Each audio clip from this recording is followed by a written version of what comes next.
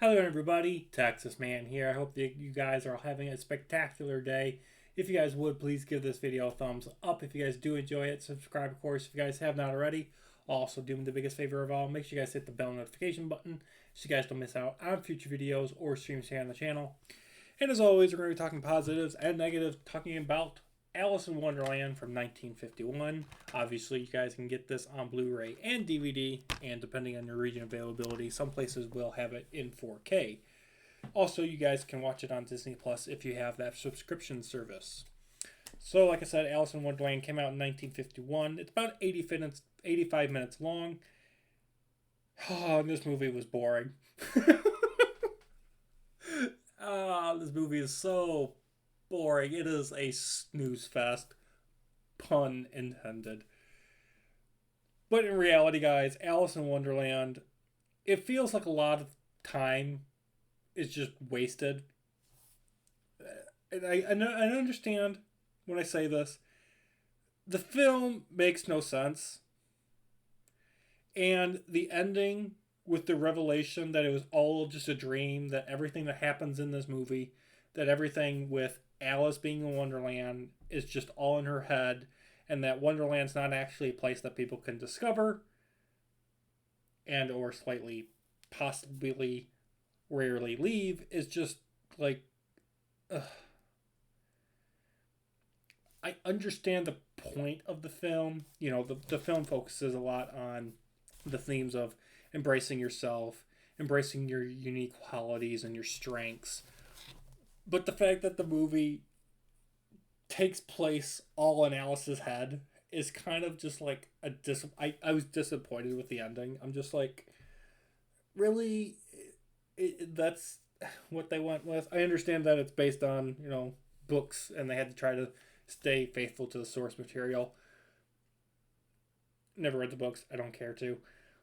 But I still don't like the ending of this movie. I don't like, oh, it was all a dream. It was all just in her head. And I'm like, when you do an ending like that, it can work really well. This, I don't feel, works well. And it could be because the rest of the movie is very basic. It's very paper thin. And I think the fact that the ending kind of doesn't work is because the rest of the movie is just a series of events instead of a plot with characters you actually care about. Besides Alice, none of the other characters in this film are memorable. Now, what I mean by that is obviously everyone knows about the Mad Hatter and the Queen of Hearts and the funny rabbit with the clock. Everyone knows those characters because they're in the movie, and obviously they're in the poster and you see them constantly throughout the film. But they're not memorable for the sake of being characters that are important to the film. They don't really serve a purpose to the movie except for being cute, good looking as animated characters. But that's about it. There are so many characters in this film that are either with little to no time spent on them to get you invested in them, or everything about these characters that show up in the film are very basic, one note, and they basically tell you what their motivation is and what the purpose for existence in Wonderland is, as if though you're 5 years old. So either there is no character background, there's no character emotional connection to them from the audience, or everything is just told to you about them in like 2 sentences and that's it.